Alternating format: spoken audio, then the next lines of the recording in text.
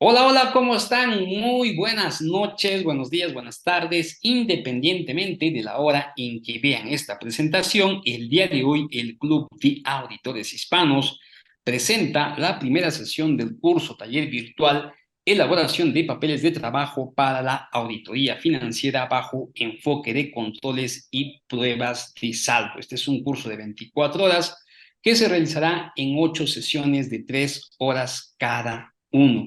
El día de hoy nos encontramos en la primera sesión. Tenemos ya en plataforma al doctor Luis Hidalgo Torres de Perú, ex Senior Manager de Auditoría de Ersan Yan Perú. Posee experiencia en el dictado de cursos relativos a IFRIS y temas de auditoría. Cuenta con más de 17 años de experiencia brindando servicios de auditoría a empresas nacionales y multinacionales en distintas industrias. Para nosotros, como siempre, un honor, un privilegio poder contar con su apoyo y su colaboración. Doctor Luis, ¿cómo está? Muy buenas noches. Tiene usted el micrófono habilitado. Iniciamos con la sesión que nos convoca para el día de hoy. ¿Qué tal, Edu? ¿Cómo estás? Muy buenas noches al Club de Auditores Hispanos. Muy buenas noches a toda la audiencia. Veo que hay profesionales de todo LATAM. Me da gusto. Espero que este curso, luego que se culmine, sea de la satisfacción de cada uno de ustedes. Como bien dijo Edu, este es un tema bastante diferente, ¿no? Porque lo que yo quiero expresar dentro del trabajo de auditoría, no es una auditoría no basada en lo común o en la información que normalmente solemos hacer en procedimientos de auditoría, que es la revisión de lo que son los saldos, ¿no? Sino darle un toque más especial, una auditoría basado en un valor que busca un valor agregado adicional, que es la evaluación del control interno, ¿no? Que al final permite al auditor, uno, no extender tanto su trabajo de detalle; dos, te permite buscar consolidación de temas importantes, como por ejemplo deficiencias de control interno, del cual uno puede identificar a través de los procesos, llevar al cliente a que los mejore y tapar esos conceptos errados que de repente en los procedimientos de saldos sería complejo de evaluarlo, ¿no? Entonces, en estas sesiones, en este diplomado, es lo que vamos a buscar, es lo que vamos a tratar de llevar, es lo que vamos a tratar de inducir, ¿no? Auditoría basado en el control interno, basado en los hechos relevantes, que son los procesos, ¿no? Entender cómo poder llevar ese concepto de auditoría bajo un enfoque de control interno, de lo que puede fallar, de los controles identificables, de los conceptos importantes que uno puede tener y conllevar. Entonces, es importante que tengamos algunos temas básicos claros, ¿no? Antes de ver matrices, antes de ver flujogramas y antes de ver papeles de trabajo, ¿no? Que es la sesión del día de hoy. Entonces, me permito, primero voy a proyectar la parte teórica, ¿no? Y luego vamos a ver paso a paso, con ejemplos, lo que quiero desarrollar. Es importante indicar que actualmente, como estamos con el Zoom, tienen la facilidad de poder aperturar su micrófono en caso tengan alguna duda, para que en el transcurso de la clase sea dinámica, o levanten la mano para poder desarrollar las dudas que tengan o los conceptos que de repente puedan quedar en una zona gris o en una zona gaseosa, y poder comentarles y desarrollar, ¿no? Voy a proyectar, no sé si están viendo mi pantalla, por favor, ¿me confirman? Lo estamos viendo, Edu, doctor. ya. Primero, para poder hacer una auditoría de control interno, primero lo que el auditor tiene que saber es identificar la transacción. ¿Ya? Las técnicas para identificar la transacción, como bien lo mencioné en las clases anteriores de introducción, lo que yo indicaba es que para hacer o analizar las transacciones hay dos técnicas. Si eres escritor y te gusta narrar, la narrativa. Si eres una persona un poco más dinámica, que te gusta desarrollar a través de las figuras, el flujograma. ¿Ya? ¿Para qué te permite esas técnicas aplicarlas en el concepto de control interno?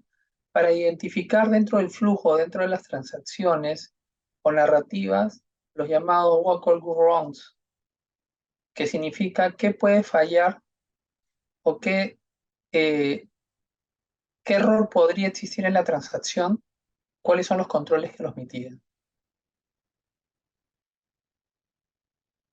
Es importante dentro del proceso del desarrollo que nosotros hagamos para poder identificar el control interno, centrarnos en cuáles son los procesos importantes o significativos.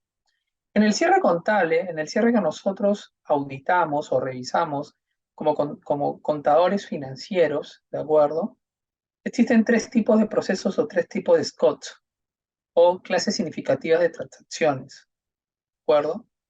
Los procesos rutinarios, los procesos no rutinarios y los estimados contables. Ustedes me preguntarán, profesor, ¿y todos los procesos se tienen que identificar lo que puede fallar e identificar controles? Y la respuesta es sí. Se supone que en un buen cierre contable, en un buen gobierno de negocio o llamado buen gobierno corporativo, todo tiene que fijarse en procedimientos, en controles, por el cual uno va a derivar un concepto de verificación del control que se haga, se realice, se ejecute, para que uno pueda identificar, interiorizar y analizar el proceso de la transacción y de repente dentro de ese proceso de transacción identificar el error.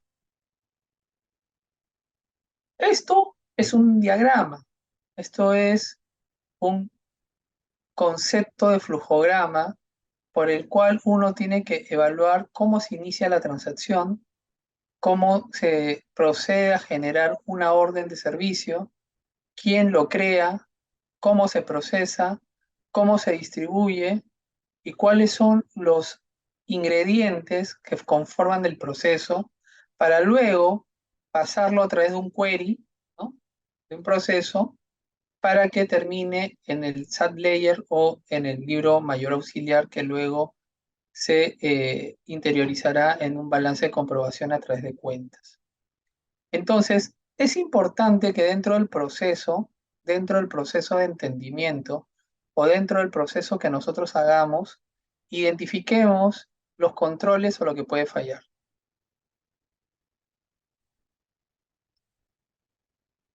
Se supone que dentro de lo que se puede fallar, tú podrás identificar errores en las transacciones, de acuerdo a efectos materiales que podrían tener una incidencia en las aserciones o en las aseveraciones de los estados financieros.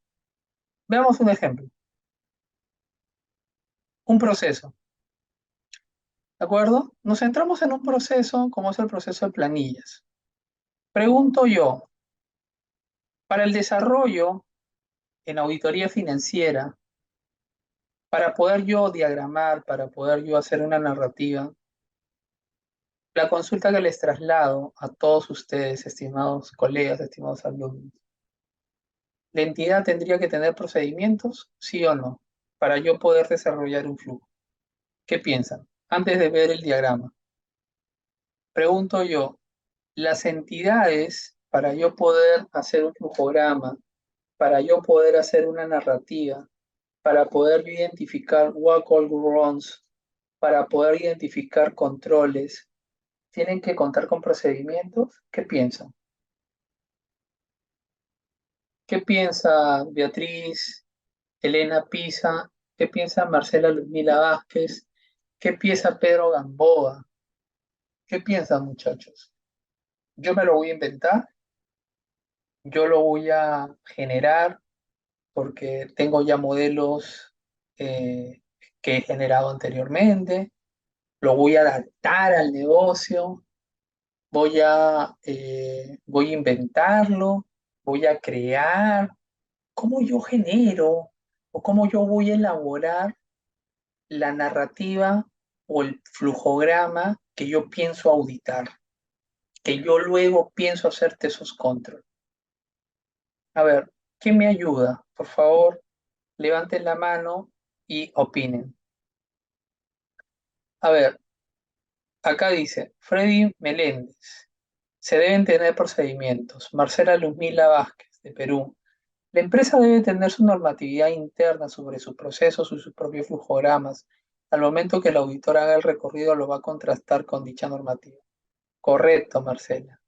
Se supone que yo voy a identificar el proceso, lo voy a diagramar, lo voy a ponerlo de acuerdo a mi estilo, a mi flujograma y a mi narrativa, pero para poder yo generar ese working paper que me va a servir para mis propósitos de auditoría, que luego haré mi matriz de controles con las aserciones, identificaré qué tipo de controles tenga para luego hacer test o recorridos, ¿no?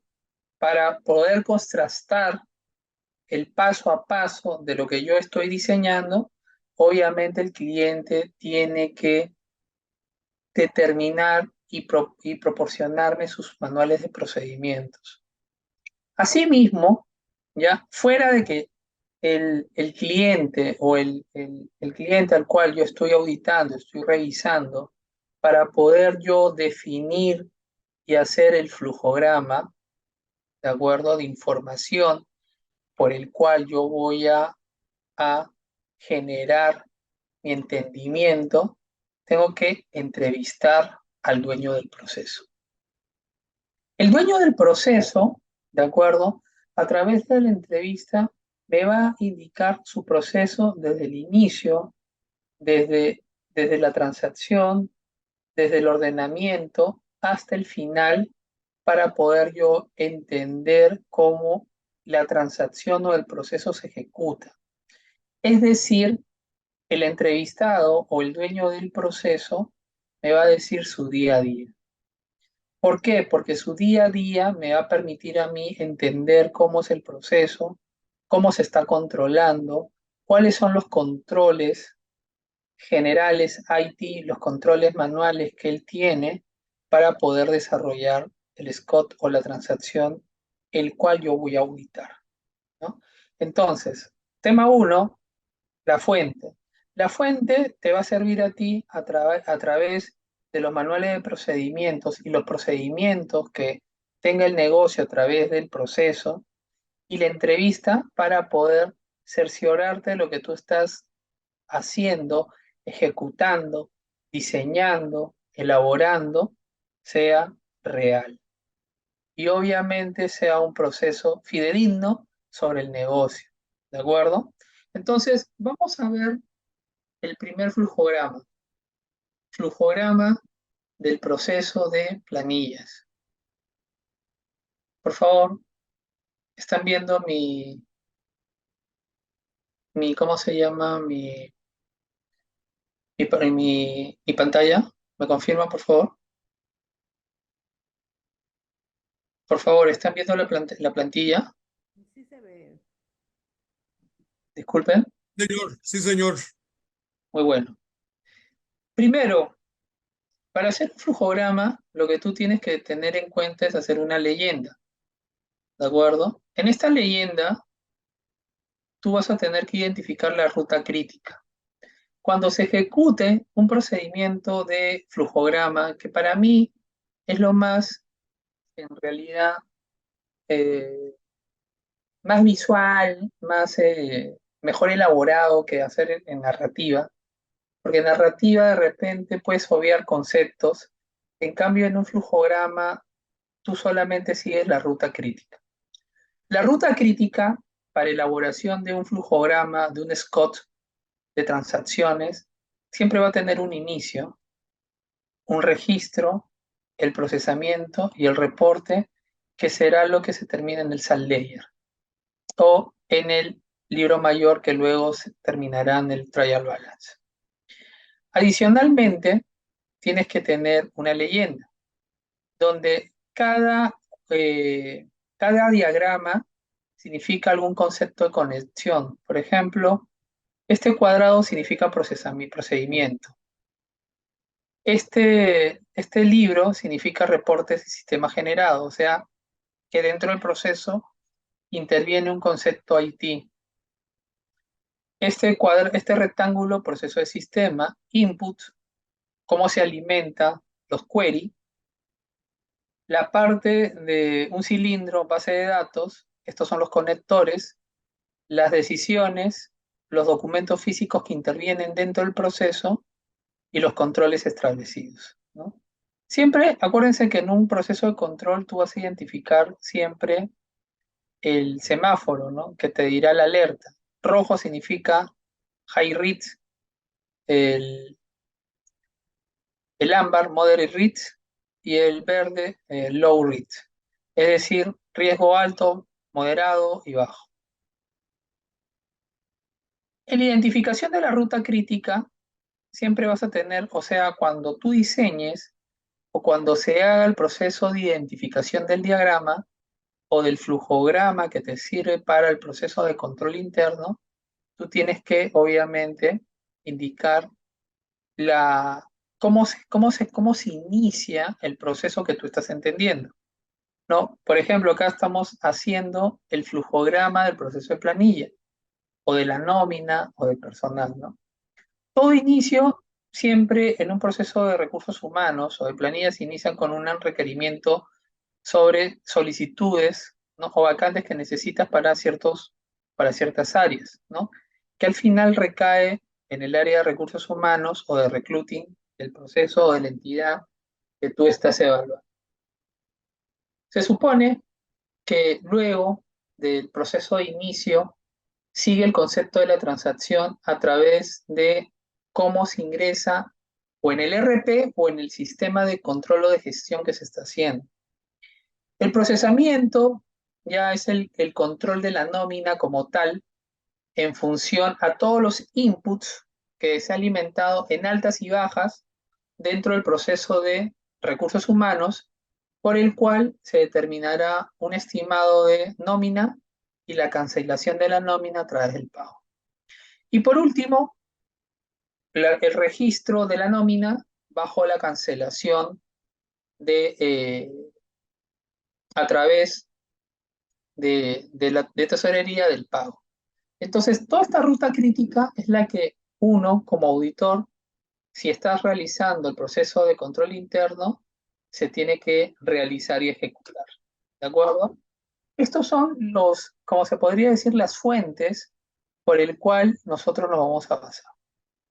Adicionalmente, ya tenemos como auditores financieros identificar los controles. Y acá me detengo un momento. Pregunto yo, estimados colegas, estimados alumnos, estimados licenciados, estimados amigos, dentro de un proceso, ¿todo es automatizado? ¿Necesariamente todo es automatizado o hay controles manuales dependientes, IT o controles manuales? ¿Qué piensan? Por favor, trasladen la consulta a los alumnos. Dentro de un proceso solamente existen controles IT o pueden haber otros tipos de controles. ¿Qué piensan? Jorge Muñoz, Nirka Isabel Villa, Lumila, Beatriz Elena Pisa, Beatriz Mestre. Hay un montón de alumnos. Ana Mauricio Escobar, ¿qué piensan? Dentro de un proceso solamente existen controles IT, manuales dependen de IT, o también podrían existir controles manuales. Todo es automatizado dentro del proceso, todo se genera a través de la automatización, a través del proceso. ¿Cómo lo ven? ¿Cómo se desarrolla ese concepto de el control interno, muchachos? Es lo que se ha perdido. Es lo que ya realmente el auditor financiero ya no hace.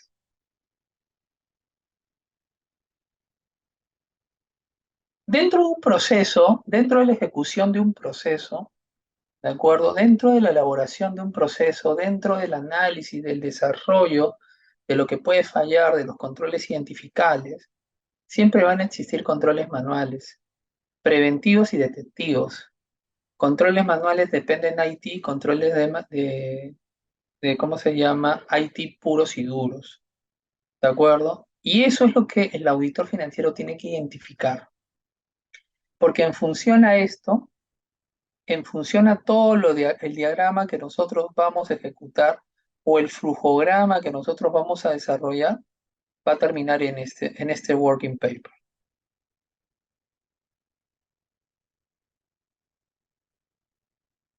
El primer trabajo es desarrollar mi narrativa y mi flujograma para luego terminar en mi pastel que se va a llamar controles.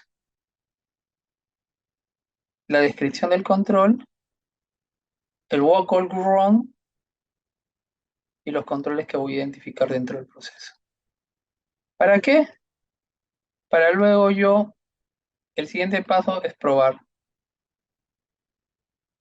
Entonces yo hago toda esa chamba, yo hago todo ese trabajo de narrativa, de identificación del proceso para aterrizarlo en esta matriz de controles, en lo que puede fallar, en la aserción que mitiga y en la descripción del control. Que luego, obviamente, también voy a tener que recorrerlo porque lo que yo narro voy a tener que probarlo. Asimismo, los controles que identifico también los voy a tener que probar. Preguntas hasta ahí, estimados señores, estimados colegas. A ver, hay varios comentarios.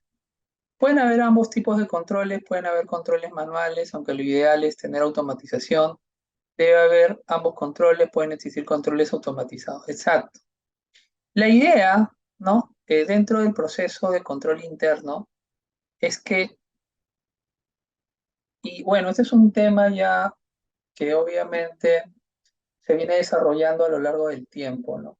¿Cuál es el tema que se viene desarrollando a lo largo del tiempo?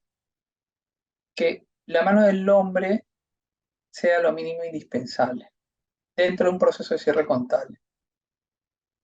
Y obviamente que la intervención dentro del proceso del control interno sea lo menos manual posible y que obviamente sea en su gran mayoría automatizado.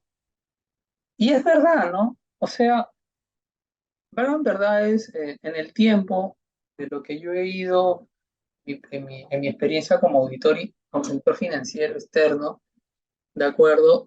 Yo lo que sí he visto y he acompañado en varios es el tema de lo que son los procesos automatizados.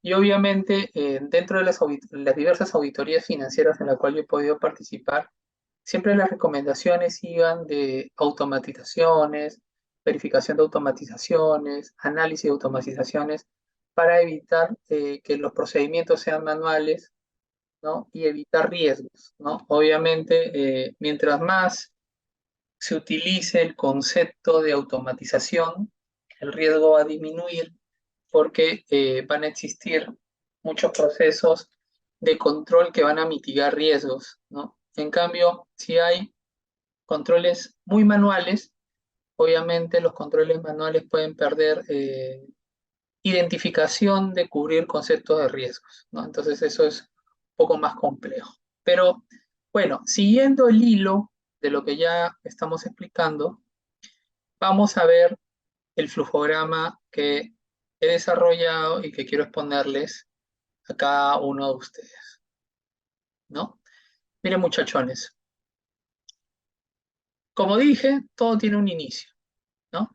Tú estás entendiendo el proceso y como tal, como entendimiento del proceso, tú tienes que obviamente ejecutarlo para que luego lo pruebes, ¿de acuerdo? Todo proceso, y centrándonos en el proceso de nóminas, inicia, se completa un formulario se solicita los formularios, se envía